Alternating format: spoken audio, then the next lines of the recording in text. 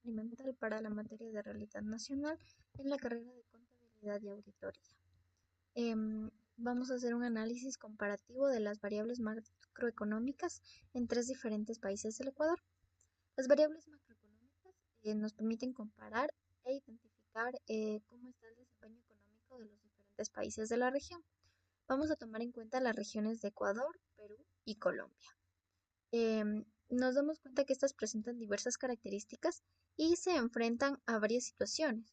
Por lo tanto, realizar un cuadro comparativo sobre estas nos ayudará a comprender las fortalezas y las debilidades de cada una de ellas en el contexto regional y en el contexto global. Para el 2024, estos tres países se enfrentan a dificultades como el control de la inflación, el desempleo y el manejo de la deuda pública. Al hacer un análisis comparativo se identifican factores que influyen en el desarrollo económico de cada región. Así, las variables macroeconómicas no solo nos muestran la situación actual del país, sino que también se enfocarán en los desafíos y oportunidades de crecimiento y desarrollo futuro que tendrán estos países. Como objetivo de este proyecto, tenemos el comparar y analizar las variables macroeconómicas en el año 2024 de Ecuador, Perú y Colombia, para de esta manera entender cómo estas variables afectan al desarrollo y economía de cada región y así podremos reforzar los conocimientos obtenidos durante la unidad. A continuación tenemos la comparación de las diferentes variables. Tenemos, por ejemplo, el crecimiento económico del Producto Interno Bruto. Vamos a considerar el contexto global.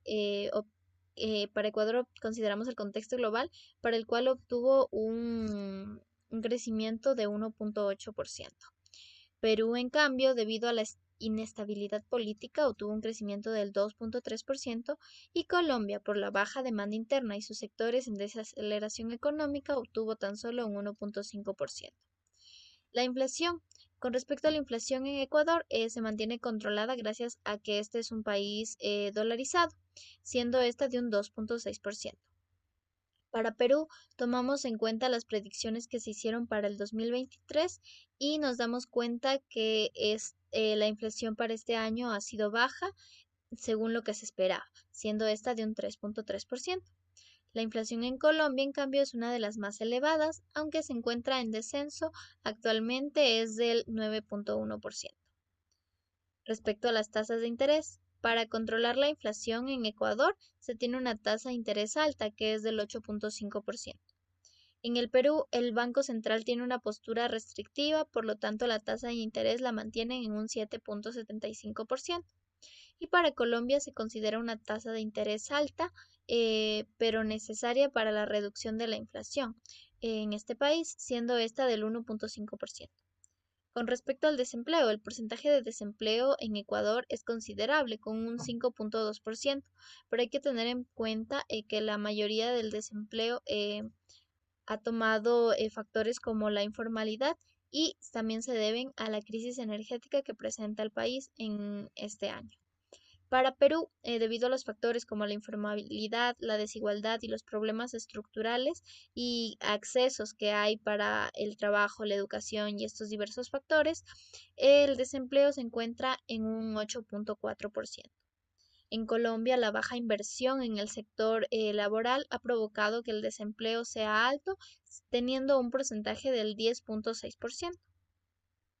Con respecto a las variables de la cuenta corriente, en Ecuador la cuenta corriente depende de la importación de bienes y se encuentra en un menos 1.2%. En Perú se ha tenido un déficit moderado debido a las exportaciones, teniendo un valor del menos 0.6%. Y para Colombia se ha tenido un fuerte déficit debido a las importaciones y el consumo que se han dado en este país, dando un valor del menos 4.5%. Con respecto a la deuda pública, Ecuador ha tenido una reducción esperada por ajustes fiscales, llegando a un valor del 55.5%. En Perú sus niveles han sido sostenibles, se han sostenido con prudencia fiscal, teniendo un valor de 36.8%. Con respecto a Colombia, se ha tenido un moderado aumento con la inversión pública, obteniendo un valor del 63.4%. Con respecto a las reservas internacionales, Ecuador tiene 7.9 mil millones Colombia cuenta con 72.000 millones y Perú con 72.000 millones y Colombia con 60.000 millones. Para concluir este tema, nos hemos dado cuenta que a pesar de Ecuador, Perú y Colombia enfrentan situaciones similares como el tratar de controlar la inflación y mantener un crecimiento, cada país tiene que tomar decisiones y estrategias políticas individualmente.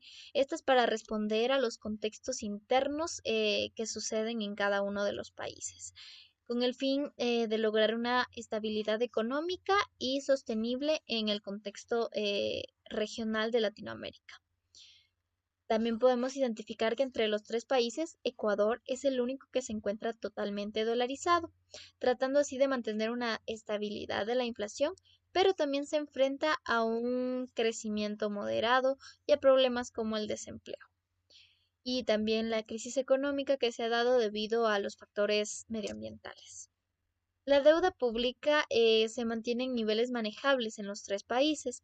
Sin embargo, esto se enfrenta a tasas de intereses elevadas y posibles ajustes fiscales, lo cual afecta a los proyectos de desarrollo e inversión pública que se quieran dar en estos países. Gracias por su atención.